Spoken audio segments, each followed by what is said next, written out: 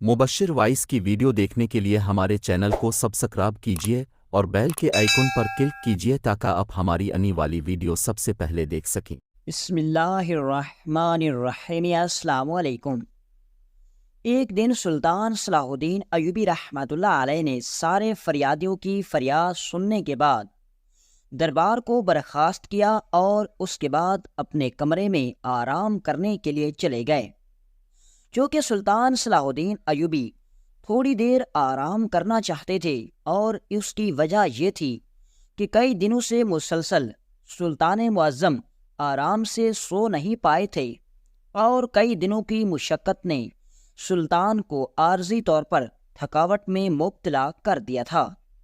सुल्तान सलाहुद्दीन अयूबी जाकर कमरे में आराम करने लगे तो इतने में महल के दरवाजे पर एक नौजवान हाजिर हुआ। सिपाहियों ने एक नौजवान को महल की तरफ आते हुए देखा तो वो चौकन्ने हो गए। जब वो नौजवान महल के दरवाजे पर पहुंचा तो सुल्तान सलाहुद्दीन अयूबी के माहिर सिपाहियों ने उससे कहा, ऐ नौजवान, तुम यहाँ क्या करने आए हो? उसने कहा, मैं अपना एक मसला लेकर सुल्तान सलाहुद्दीन अयूबी के पास आया हूँ।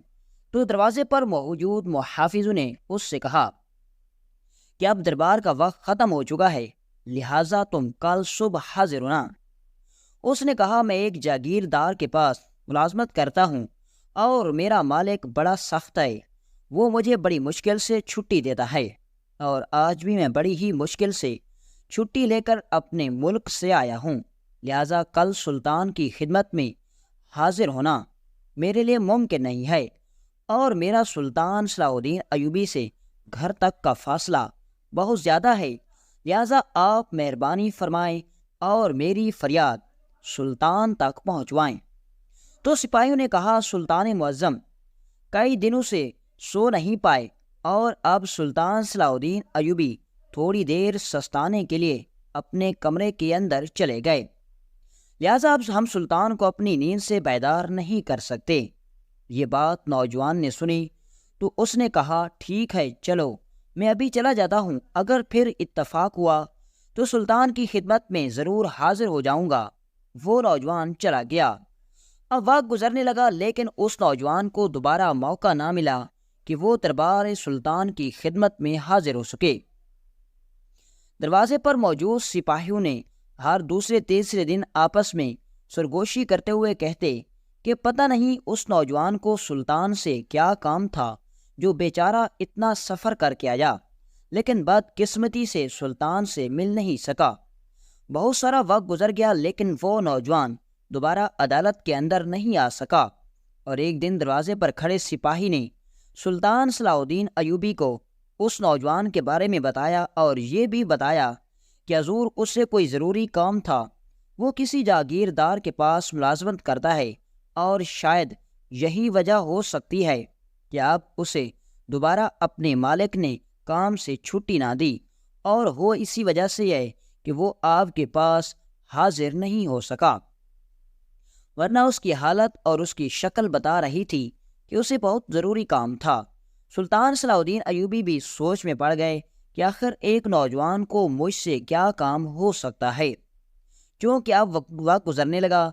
एक दिन सुल्तान सलाहुद्दीन अयूबी अपने काफिले के साथ एक बस्ती से गुजर रहे थे तो सुल्तान सलाहुद्दीन अयूबी के सिपाही ने कहा, सुल्तान मुअज़्ज़म, हमारा चूँकि सफ़र काफ़ी लंबा है और जिस रास्ते से हम जा रहे हैं ये रास्ता एक खुश्क वादी से गुजरता है और इस वादी के अंदर हमें ना ही आराम करने के लिए जगह मिलेगी और ना ही पीने के लिए पानी और ना ही घोड़ों को खिलाने के लिए चारा। हजूर, मेरा मशवरा है कि हम रास्ते को बदलकर साथ वाला रास्ता अख्तियार कर लें। ये रास्ता कहरा की सरहद के साथ बहने वाले दरिया के किनारे से जाता है। दरिया के किनारे हम अपने घोड़ों को पानी भी पिला लेंगे और दरख्तों के नीचे आराम थोड़ी देर भी कर लेंगे। सुल्तान को ये तरकीब पसंद आ गई, लिहाजा सुल्तान मुअज़्ज़म ने घोड़ों का रुख उसी रास्ते की तरफ बदल दिया। अब सुल्तान सलाहुद्दीन अयूबी रहमतुल्लाह अलैह घोड़े पर सवार अपने काफिले के साथ जा रहे थे कि अचानक सुल्तान सलाहुद्दीन अयूबी की नज़र एक नौजवान पर पड़ी जो अचानक दौड़ता हुआ سلطان صلاح الدین ایوبی کے کمرے کے گھوڑے کے سامنے آ کر کھڑا ہو گیا۔ سلطان صلاح الدین ایوبی نے فوراً گھوڑے کو روکا اور اس نوجوان کو ڈانٹتے ہوئے کہا، اے نوجوان، کیا تم اپنی زندگی سے اتنے تنگ آ گئے ہو کہ اتنی تیز رفتار گھوڑی کے سامنے آ گئے؟ تم جانتے ہو کہ اگر میں گھوڑے کو وقت پر نہ روکتا تو گھوڑا تمہیں کچل کر چلا جاتا۔ اس نے کہا، سلطان معظم، میرے پاس وقت بہت کم تھا اور اگر میں دوڑتا ہوا نہ پہنچتا تو شاید آپ کے گھوڑے کی رفتار اتنی زیادہ تھی کہ آنکھ کی پلک جھپکتے ہی آپ میری آنکھوں سے دور ہو جاتے اور میرے کئی دنوں کی خواہش ادھوری رہ جاتی، وہ کام ادھورا رہ جاتا، وہ سوال کبھی اس کا مجھے جواب نہ ملتا جس کا جواب تلاش کرنے کے لیے میں آپ کے محل 1 ماہ پہلے اتنا لمبا سفر کر کے گیا تھا۔ یہ سن کر سلطان صلاح الدین ایوبی نے فوراً اس نوجوان کو کہا، اچھا، تم وہی نوجوان ہو جو آج سے تقریباً 1 ماہ پہلے میرے محل کے دروازے پر گئے تھے، لیکن اس وقت چونکہ میں آرام کر رہا تھا لہٰذا سپاہی نے تمہیں اندر جانے کی اجازت نہیں دی۔ اس نے کہا، جی ہاں سلطان معظم، میں وہی نوجوان ہوں۔ یہ سن کر سلطان صلاح الدین ایوبی حیران ہو گئے اور کہا، اے نوجوان، بتاؤ آخر تمہارا کیا مسئلہ تھا جو تم اس مسئلے کا حل تلاش کرنے کے لیے اتنا لمبا سفر کر کے آئے تھے؟ تو یہ سن کر اس نوجوان نے کہا، سلطان معظم، آپ جو کہ اتنا لمبا سفر کر کے آ رہے ہیں لہٰذا تھوڑا سا فاصلے پر ایک گھنا درخت ہے اور اس گھنے درخت کے ساتھ میں ایک تازہ ٹھنڈا کنواں ہے۔ آپ تھوڑی دیر وہاں آرام کر لیں اور اس کنویں سے میٹھا پانی پی لیں، میں آپ کو وہاں جا کر اپنا مسئلہ بتاتا ہوں۔ سلطان نے کہا، ٹھیک ہے، تم چلو۔ اب سلطان صلاح الدین ایوبی اس نوجوان کے ساتھ چل پڑے۔ وہ نوجوان سلطان صلاح الدین ایوبی کو ایک پیپل کے بڑے سے درخت کے نیچے لے گیا۔ سلطان صلاح الدین ایوبی نے سپاہیوں کو حکم دیا کہ تھوڑی دیر گھوڑوں کو چرانے کے لیے چھوڑ دیا جائے اور ان کو پانی پلایا جائے، اور ایک سپاہی ان کے لیے پانی بھرنے کے لیے چلا گیا۔ اب سلطان صلاح الدین ایوبی درخت کے تنے کے ساتھ ٹیک لگ کر آرام کرنے لگے اور وہ نوجوان سلطان صلاح الدین ایوبی کے ساتھ بیٹھ گیا۔ سلطان صلاح الدین ایوبی نے اس نوجوان سے پوچھا، اے نوجوان، بتاؤ آخر تمہارا مسئلہ کیا ہے؟ آخر ایسا کون سا مسئلہ تھا جس کو حل کروانے کے لیے تمہیں اتنا سفر کرنا پڑا؟ اس نے کہا، سلطان معظم، میرا نام خلیل ہے، میں اجمیر گاؤں کے اندر رہتا ہوں۔ میں ایک جاگیردار کے پاس 200 سونے کے سکوں پر ملازمت کرتا ہوں۔ اس جاگیردار کے پاس گھوڑوں کے اسبل ہیں، اس کے علاوہ بھیڑوں کے ریوڑ اور اس کا بڑے بڑے تاجروں کے ساتھ بھی کاروبار ہوتا ہے۔ سلطان معظم، اس جاگیردار کی زمین کا ایک ٹکڑا دریا سے تھوڑا سا فاصلے پر آباد ہے اور وہ جاگیردار کئی سالوں سے اس زمین کے ٹکڑے پر اناج اگاتا ہے۔ اس جاگیردار کی اچھی خاصیت یہ ہے کہ وہ جاگیردار اپنی ہی زمین سے اگائی گئی اناج کو خود استعمال کرتا ہے۔ وہ کہتا ہے کہ جتنا مزہ اپنے اناج کو کھانے میں ہے اتنا کسی میں نہیں۔ سلطان معظم، اور میں اس کا ملازم ہونے کے ناطے دریا کنارے اس زمین کے ٹکڑے کو اندر اناج اگا رہا تھا کہ ایک دن میں نے ایک عجیب منظر دیکھا، اور وہ منظر ایسا منظر تھا جس نے مجھے ساری رات نہیں سونے دیا۔ سلطان صلاح الدین ایوبی اس نوجوان کی باتیں بڑے تجسس کے ساتھ سن رہے تھے، کیونکہ اس کے بتانے کا انداز اس طرح کا تھا کہ اس کو سلطان کو بھی سننے کے لیے بےتاب تھے۔ اس نے کہا، سلطان معظم، آج سے چند ماہ پہلے میں اسی زمین کے ٹکڑے کے اندر فصل اگا رہا تھا۔ کام کرنے کی شدت کی وجہ سے مجھے پیاس لگی۔ میں نے باقی ملازموں کو کہا کہ تم کام جاری رکھو، میں دریا کنارے جاتا ہوں اور ڈبکی لگا کر واپس آتا ہوں، کیونکہ مجھے بہت زیادہ گرمی لگ رہی تھی۔ سلطان معظم، میں نے مزدوروں کو کام پر لگایا اور دریا کے کنارے کی طرف چل پڑا۔ لیکن سلطان معظم، جو اگلا منظر میں نے دریا کے کنارے دیکھا، وہ منظر بار بار میری آنکھوں کے سامنے دہرایا جا رہا تھا۔ لیکن میں سمجھنے سے قاصر تھا کہ یہ سب کیا ہو رہا ہے۔ سلطان صلاح الدین ایوبی حیران کہ آخر اس کے ساتھ ایسا کیا ہوا، اس نے ایسا کون سا منظر دیکھا۔ سارے سپاہی بھی اس کی بات بڑی توجہ سے سن رہے تھے۔ اس نے کہا، سلطان معظم، جب میں دریا کنارے پہنچا تو میں نے دیکھا کہ ایک مچھرہ جال لگا کر مچھلیوں کا شکار کر رہا تھا۔ حضور، حیرانی کی بات یہ تھی کہ اس کے ساتھ ایک بڑا سا مٹکا پڑا ہوا تھا اور اس کے اندر پانی بھرا ہوا تھا، اور جو حیران کن بات یہ تھی کہ وہ جال لگانے کے بعد جتنی بھی مچھلیاں نکلتی وہ ان کو جال سے نکال کر اس مٹکے کے اندر ڈال دیتا۔ میں یہ منظر دیکھ کر حیران ہو رہا تھا کہ آخر مچھلیوں کا شکار کرنے کے بعد پھر بھی اس نے مچھلیوں کو زندہ رہنے کے لیے کیوں چھوڑ دیا؟ یہ بازار میں نہیں بیچے گا۔ حضور، میں دور سے کھڑا یہ منظر دیکھ ہی رہا تھا کہ آگے پھر اس بوڑھے مچھیرے نے جو حرکت کی، اس حرکت نے مجھے چونکا دیا۔ سلطان معظم، اس نے میری آنکھوں کے سامنے سارا دن کی شکار کی گئی مچھلیاں جو اس نے مٹکے کے اندر بھر کر رکھی ہوئی تھی، اس نے وہ مچھلیاں ساری کی ساری دوبارہ دریا کے اندر آزاد کر دیں اور مٹکے کو خالی چھوڑ کر جال اپنے کندھے پر اٹھائے اپنے گھر کی طرف چل پڑا۔ حضور، میں بڑا حیران ہو گیا کہ یہ بوڑھا بزرگ سارا دن اتنی محنت سے اور اتنی مشقت سے شکار کرتا رہا، اور جب ساری مچھلیاں اکٹھی ہو گئیں تو ان کو بجائے اس کے کہ جا کر بازار میں بیچتا، اس نے ان مچھلیوں کو دوبارہ دریا میں ڈال دیا۔ آخر اس نے ایسا کیوں کیا؟ کیا اس کے پاس اتنی دولت ہے کہ اسے ان کی ضرورت نہیں؟ لیکن حیرانی کی بات یہ تھی کہ اگر اس کو مچھلیاں پکڑنے کی ضرورت نہیں تھی تو پھر یہ شکار کیوں کر رہا تھا؟ سلطان معظم، میں بڑا حیران ہوا۔ پھر میں نے سوچا کہ ہو سکتا ہے کہ اس کے پیچھے کوئی وجہ ہوگی۔ میں نے دریا کے اندر ڈبکی لگائی اور ڈبکی لگانے کے بعد میں واپس اپنے کام کی طرف چل پڑا۔ میں جب زمین کے اس ٹکڑے پر پہنچا تو مجھے مزدوروں نے کہا، حضور آپ پریشان کیوں ہیں؟ لیکن میں نے ان کے سامنے اس بات کا ذکر نہیں کیا۔ میں نے سوچا کہ یہ کوئی اتفاق بھی ہو سکتا ہے، لہٰذا اس بات کو اتنا بڑا نہ سمجھا جائے۔ میں نے اپنے کام میں مصروف ہو گیا۔ سلطان معظم، وقت گزرنے لگا۔ اگلی صبح دوبارہ مجھے جاگیردار نے کہا کہ چند مزدوروں کو ساتھ لے لو اور اسی زمین کے ٹکڑے پر جاؤ اور کام مکمل کرو۔ میں نے چند اور مزدوروں کو اپنے ساتھ لیا، ضروری سامان اٹھایا اور اس زمین کے ٹکڑے پر پہنچ گیا۔ سارا دن میں کام کرتا رہا۔ دوپہر کو مزدوروں نے درخت کے سائے تلے آرام کیا۔ ظہر کی نماز پڑھنے کے بعد دوبارہ سارے مزدور اپنے اپنے کام پر لگ گئے۔ تھوڑی دیر کام کرنے کے بعد دوسرے دن بھی میرے ساتھ ایسا ہی اتفاق ہوا کہ مجھے گرمی نے اپنی لپیٹ میں لے لیا۔ پھر میرے دل میں خیال آیا کہ کیوں نہ جا کر دریا پر ڈبکی لگائی جائے تاکہ اس گرمی کا زور ٹوٹ سکے۔ میں نے پھر سے مزدوروں کو کہا کہ تم لگے رہو، میں ابھی جاتا ہوں اور واپس آ جاتا ہوں۔ اب مزدور کام کرنے لگے اور میں دریا کنارے کی طرف چل پڑا۔ حضور، میں جب دریا کے کنارے پہنچا تو جب میں نے دوبارہ ایک اور منظر دیکھا تو میرے پیروں تلے زمین نکل گئی۔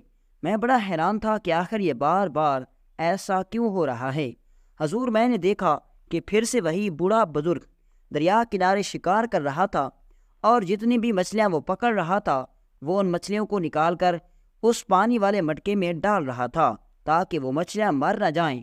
اب میں وہی سارا منظر کھڑا دور سے دیکھ رہا تھا۔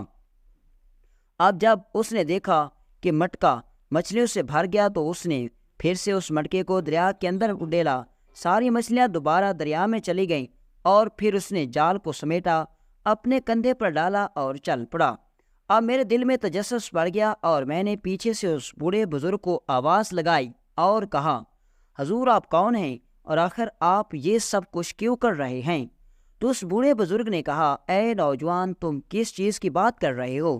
میں نے اس سے کہا، بابا جی، میں نے کل بھی آپ کو دیکھا کہ آپ نے اپنے سارے دن کی شکار کی ہوئی مچھلیوں کو مٹکے کے اندر ڈال رکھا تھا، اور نہ کوئی بھی شکاری ایسا نہیں کرتا، بلکہ وہ تو اس کو خشکی پر ڈال دیتا ہے تاکہ مچھلی کا دام نکل سکے اور وہ اس کو جا کر بازار میں بیچ سکے، کیونکہ زندہ مچھلیاں تو نہیں بکتی۔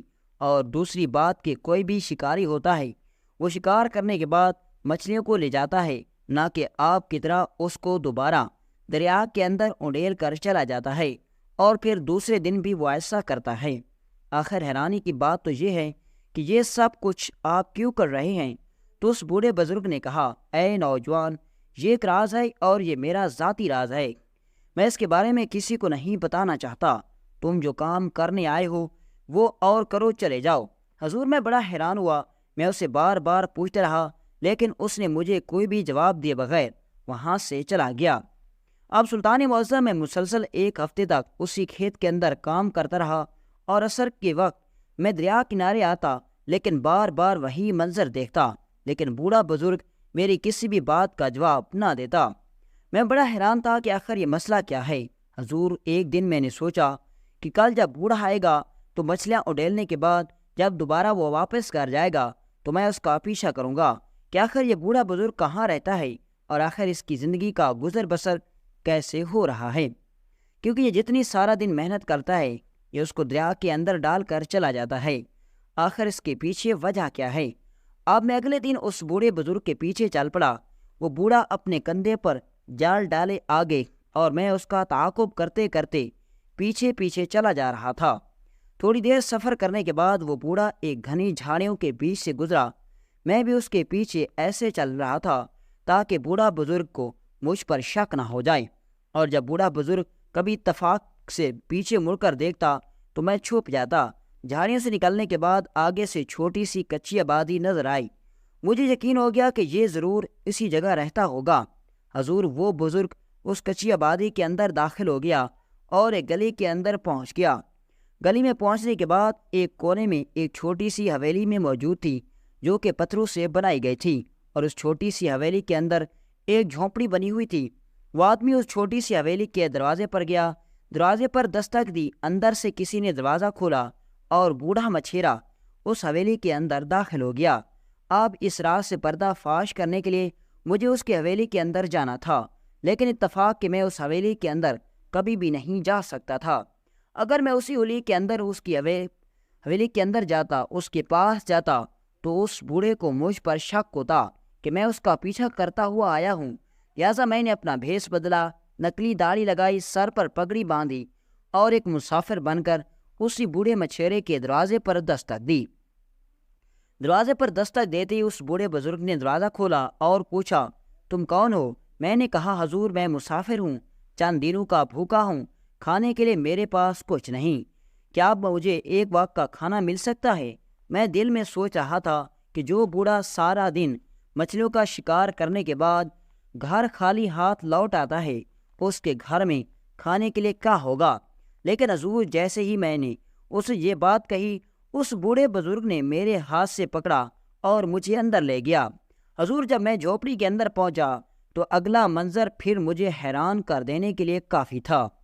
حضور، میں نے دیکھا کہ جھونپڑی کے اندر ایک خوبصورت سا دسترخوان لگا ہوا تھا۔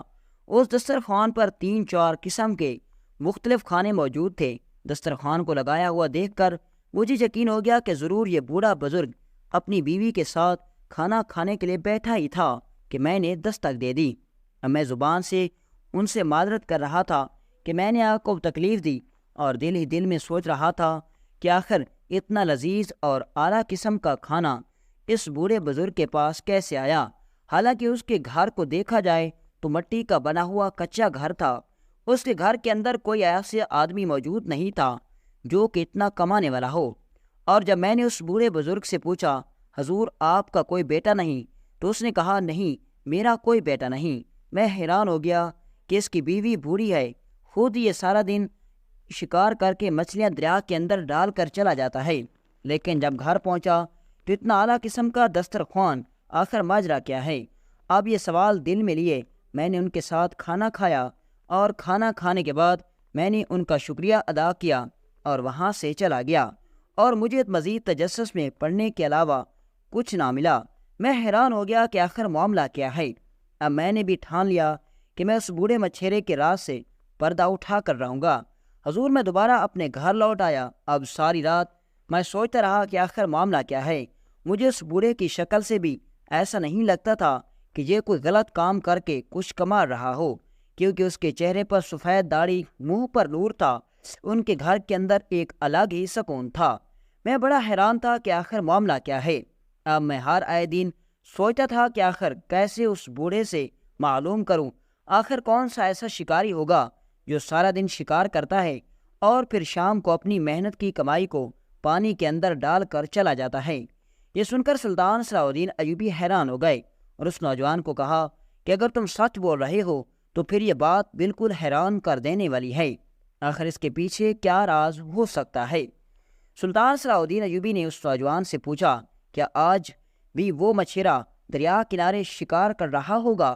تو اس نوجوان نے کہا، جی ہاں حضور، میں ابھی اس کو دیکھ کر آ رہا تھا، وہ اتنی گرمی کے اندر بھی شکار کرنے میں مصروف تھا۔ سلطان نے سپاہی کو حکم دیا اور کہا کہ جا کر اس بوڑھے بزرگ کو میرا پیغام پہنچاؤ اور اس سے کہو کہ فلاں جنگل کے اندر فلاں درخت کے نیچے سلطان صلاح الدین ایوبی تمہیں بلا رہے ہیں۔ گھوڑے پر سوار سپاہی دریا کنارے پہنچا تو اس نے دیکھا کہ اتنی گرمی کے اندر بھی وہ بوڑھا مچھیرا بڑی ہی محنت سے شکار کر رہا تھا، اور اس نوجوان کے مطابق دریا کنارے مٹکا پڑا ہوا تھا جس کے اندر شکار کی گئی مچھلیاں موجود تھیں، چونکہ اس وقت سلطان کا سپاہی عام لباس میں تھا۔ سلطان کے سپاہی کو دیکھ کر بوڑھا بزرگ دریا سے نکل آیا اور کہا، اے نوجوان، اگر تم میرے پاس مچھلیاں خریدنے کے لیے آئے ہو تو میں تمہیں یہ بتانا چاہتا ہوں کہ میں مچھلیاں فروخت نہیں کرتا۔ یہ سن کر سپاہی کو اور بھی یقین ہو گیا کہ وہ نوجوان سچ کہہ رہا ہے۔ اس نے کہا، حضور، میں کوئی خریدار نہیں ہوں جو آپ سے مچھلیاں خریدنے کے لیے آیا ہوں، بلکہ میں تو وقت کے عظیم سلطان صلاح الدین ایوبی کا سپاہی ہوں، اور سلطان صلاح الدین ایوبی تمہیں فلاں جنگل کے اندر گھنے درخت کے نیچے بلا رہے ہیں۔ سپاہی نے سوچا کہ میں نے اسے سلطان کا حکم سنایا تو یہ سب کچھ چھوڑ چھاڑ کے میرے ساتھ چل پڑے گا، لیکن جب اس بوڑھے بزرگ نے سپاہی کو جواب دیا تو اس جواب نے سپاہی کو بھی حیران کر دیا۔ اس نے کہا، جا کر سلطان سے کہہ دو کہ میں صبح سے لے کر عصر کی نماز تک محنت اور مزدوری کرتا ہوں، اور اس دوران میں کوئی اور کام نہیں کرتا۔ میں عصر کی نماز ادا کرنے کے بعد سلطان کی خدمت میں حاضر ہو جاؤں گا۔ اگر اس کے بعد سلطان نے میری گردن بھی اتارنی ہو تو میں تیار ہوں، لیکن عصر سے پہلے میں سلطان سے پاس نہیں آ سکتا۔ جب یہ پیغام سپاہی نے سلطان صلاح الدین ایوبی کو سنایا تو سلطان بھی حیران ہو گیا کہ آخر وہ نوجوان بوڑھا مچھیرا آخر یہ چیز کیا ہے، آخر وہ کس مٹی کا بنا ہوا ہے کہ جس نے واقع سلطان کو بھی منع کر دیا۔ سلطان صلاح الدین ایوبی سمجھ گئے کہ وہ بوڑھا مچھیرا کوئی عام انسان نہیں، ضرور اس کے پیچھے کوئی راز پوشیدہ ہے۔ اب سلطان نے کہا، اے سپاہیوں، چلو ہم خود اس بوڑھے بزرگ کے پاس جاتے ہیں۔ اس نوجوان نے بھی دل میں سوچا کہ سلطان صلاح الدین ایوبی گستاخی کرنے پر اس بوڑھے بزرگ کو سزا دیں گے اور سختی سے اس سے پوچھیں گے کہ آخر یہ مچھلیاں پکڑنے کے بعد دریا کے اندر ڈالنے والا ماجرا کیا ہے، اور اسی طرح آج یہ راز عیاں ہو جائے گا۔ لیکن جب سلطان صلاح الدین ایوبی دریا کنارے پہنچے تو دیکھا کہ اس نوجوان کے بتانے کے مطابق اس مچھیرے کا مٹکا مچھلیوں سے بھر چکا تھا۔ اس بوڑھے بزرگ نے سلطان کے سامنے ہی مچھلیوں سے بھرا مٹکا دریا کے اندر ڈالا اور اپنے جال کو سمیٹنے لگا۔ تو اتنے میں سلطان صلاح الدین ایوبی نے کہا، اے بابا جی، تمہیں وقت کے سلطان نے بلایا لیکن تم نہیں آئے، آخر تمہارے اندر ایسی کیا خاص بات ہے؟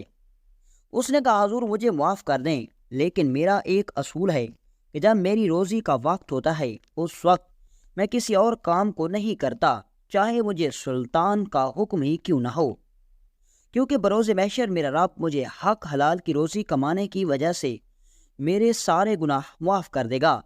یہ سن کر سلطان نے کہا، بابا جی، تم کون سی حق حلال کی روزی کماتے ہو؟ تم نے جتنی ساری دن میں مچھلیاں پکڑی وہ ساری تم نے دریا کے اندر ڈال دی، آخر ماجرا کیا ہے؟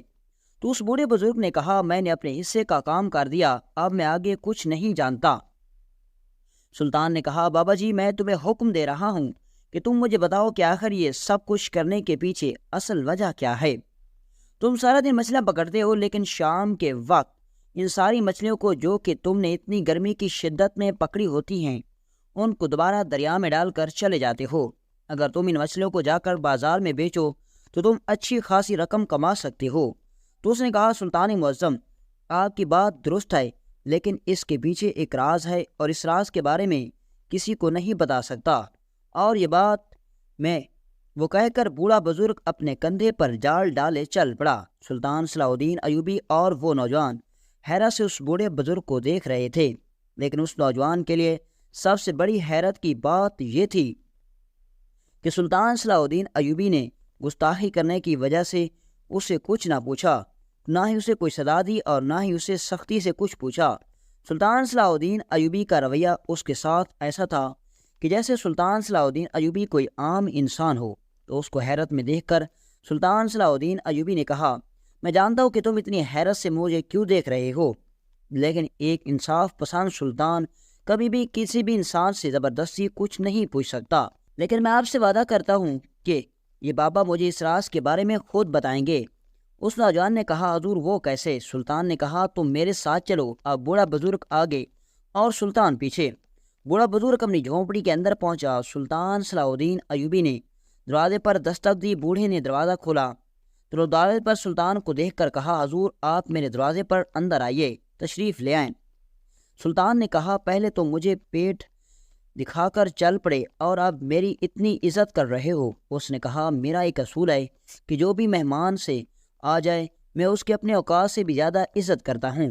حضور آپ وہاں میرے مہمان نہیں تھے بلکہ میرے لیے ایک حاکم تھے، لیکن یہاں آپ میرے لیے سلطان نہیں بلکہ میرے لیے مہمان ہیں، اس لیے میں آپ کی اتنی عزت کر رہا ہوں۔ سلطان صلاح الدین ایوبی اس بوڑھے کی باتوں سے بڑا حیران ہو رہے تھے۔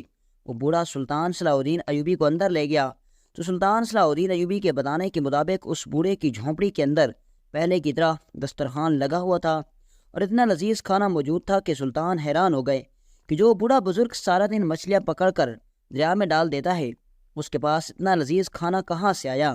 اب سلطان صلاح الدین ایوبی نے اس بوڑھے بزرگ کو کہا کہ بابا جی، اگر تم چاہو تو مجھے کچھ نہ بتاؤ، لیکن تم مجھ سے زبردستی نہیں کروں گا اور میں یہاں سے چلا جاؤں گا۔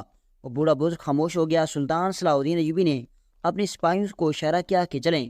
سپاہی وہاں سے اٹھنے ہی لگے تو بوڑھے بزرگ نے کہا، حضور تھوڑی دیر آرام کیجیے، میں آپ کو سب کچھ بتاتا ہوں۔ اس نے کہا، سلطان معظم، میں آپ کو کبھی نہ بتاتا، لیکن آپ کے سلوک نے، آپ کے انصاف نے، آپ کے لہجے نے مجھے سب کچھ بتانے پر مجبور کر دیا۔ اگر آپ میرے ساتھ ذرا بھی زبردستی کرتے میں اپنی گردن کٹوا دیتا، لیکن کبھی بھی آپ کو نہ بتاتا، لیکن آپ کے لہجے نے مجھے بے حد متاثر کیا۔ سلطان نے کہا، پھر بابا جی بتائیے آخر ماجرا کیا ہے؟ اس نے کہا، سلطان معظم، ایک دن میں دریا کنارے مچھلیوں کو پکڑ کر آ رہا تھا تو میں نے دیکھا کہ ایک زمیندار کا قافلہ گزر رہا تھا۔ زمیندار کو میں نے دیکھا، اس کی طبیعت کافی بگڑی ہوئی تھی۔ میں اس زمیندار کو پہلے جانتا تھا، وہ بہت بڑا زمیندار تھا، اس کے پاس ہزاروں ایکڑ زمین، کئی گھوڑوں کے استبل، کئی بازاروں کے اندر اس کی تجارت ہوتی ہے، لیکن اس کی حالت بہت خراب تھی۔ میں ان گھوڑوں کے آگے جا کر کھڑا ہو گیا اور ایک ملازم سے پوچھا کہ زمیندار کو کیا ہوا؟ اس نے کہا، تم آگے سے ہٹ جاؤ ورنہ آپ کو گھوڑے پیر اتلے رون دیں گے۔ میں نے انہیں کہا کہ تم مجھے بتاؤ تمہارے زمیندار کو کیا ہو گیا، ہو سکتا ہے میں آپ کی مدد کر سکوں۔ سپاہی حیران ہو گئے کہ یہ بوڑھا ہماری مدد کیا کرے گا، تو میں نے انہیں کہا، میں جانتا ہوں تمہارے زمیندار کو کیا بیماری ہو گئی ہے۔ حضور، اس زمیندار کو ایک خاص قسم کی بیماری تھی جس کا علاج ایک خاص قسم کی جڑی بوٹی سے ہوتا ہے جو کہ پانی کے اندر اگتی ہے، اور وہ جڑی بوٹی میرے پاس موجود تھی، کیونکہ وہ جڑی بوٹی میں شکار کرتے کرتے ہوئے دریا سے نکال لیتا تھا اور جڑی بوٹیوں میرے تھیلے میں موجود تھی۔ لیکن سلطان معظم، وہ جڑی بوٹی ایک خاص قسم کی ہوتی ہے اور اس کو پہچاننا بڑا مشکل ہوتا ہے۔ اس کو گدلے پانی سے نکالنا ایک مہارت کا کام ہے، اور میں جانتا تھا کہ اس قسم کی جڑی بوٹی حکیم کے پاس بہت کم ہوتی ہے، کیونکہ وہ جڑی بوٹی کئی گھنٹے پانی میں رہ کر نکالنی پڑتی ہے اور یہ کام اتنا آسان نہیں تھا۔ جب یہ بات میں نے زمیندار کے سپاہیوں کو بتائی تو وہ فوراً اپنے زمیندار کو گھوڑے سے اتار کر ایک درخت کے نیچے لے گئے۔ میں نے جڑی بوٹی کو تیار کیا اور اس کی دوا زمیندار کو پلائی۔ زمیندار چاند ہی لمحوں کے اندر صحت یاب ہو گیا، اس کی حالت بالکل صحیح ہوگی اور وہ ہوش میں آ گیا، اور اس نے پوچھا کہ میں تو موت کے منہ میں جا رہا تھا، آخر میں کیسے صحیح ہو گیا؟ تو سپاہی نے اسے بتایا کہ حضور، اس بوڑھے مچھیرے نے آپ کا علاج کیا۔ یہ سن کر اس زمیندار نے کہا کہ جب تک مجھ پر موت نہیں آتی اس وقت تک تمہاری 2 وقت کی روٹی میرے ذمہ ہو گئی۔ اور بوڑھے مچھیرے، بابا جی تم نے انکار بالکل نہیں کرنا، کیونکہ میں اپنے جیتے جی آپ کا یہ احسان اتار تو نہیں سکتا، لیکن کچھ کام کرنا چاہتا ہوں۔ حضور، اس نے اپنے دل سے کہا تو میں نے اس کو انکار نہیں کر سکا، لیکن جب میں گھر آیا تو میں نے اپنے دل سے کہا کہ جب تک وہ زمیندار زندہ رہے گا 2 وقت کی روٹی میرے لیے بھجواتا رہے گا۔ لیکن جب اس زمیندار کو اگر موت نے آ لپیٹا تو اس وقت میں کیا کروں گا؟ لہٰذا میں نے دل میں سوچا کہ جب تک وہ زمیندار میرے لیے کھانا بھجواتا رہے گا، 2 وقت کی روٹی بھجواتا رہے گا، اس وقت تک میں شام تک مچھلیاں پکڑنے کے بعد ان کو دریا میں ڈالتا رہوں گا تاکہ میں سست نہ پڑ جاؤں، تاکہ یہ جو میرے پاس فن ہے یہ بھی ختم نہ ہو جائے، اور کبھی بھی زمیندار کی موت ہو گئی تو پھر دوبارہ سے مجھے مشکل نہیں ہوگی، میں کسی کا محتاج نہیں ہوں گا، اور اس دن سے میں مچھلیاں پکڑ کر مٹکے میں نہیں ڈالوں گا بلکہ ان کو جا کر بازار میں بیچوں گا۔ اور حضور اسی وجہ سے میں وہ مچھلیاں پکڑتا ہوں اور شام کے وقت دوبارہ مٹکے سے دریا میں ڈال دیتا ہوں تاکہ وہ مچھلیاں بھی نہ مریں اور میں اپنے فن کو بھی نہ بھلا پاؤں اور نہ ہی میں سست پڑوں، اور اسی وجہ سے میں ہر روز وہ مچھلیاں دریا کے اندر ڈال دیتا تھا۔ یہ سن کر سلطان صلاح الدین ایوبی بوڑھے بزرگ جو کہ مچھیرا تھا اس کے عقلمندی سے بڑے متاثر ہوئے، اور اس کے بعد سلطان صلاح الدین ایوبی نے ایک تھیلی سونے کے سکوں سے بھری ہوئی بوڑھے کو تحفے میں دی اور وہاں سے رخصت ہو گئی۔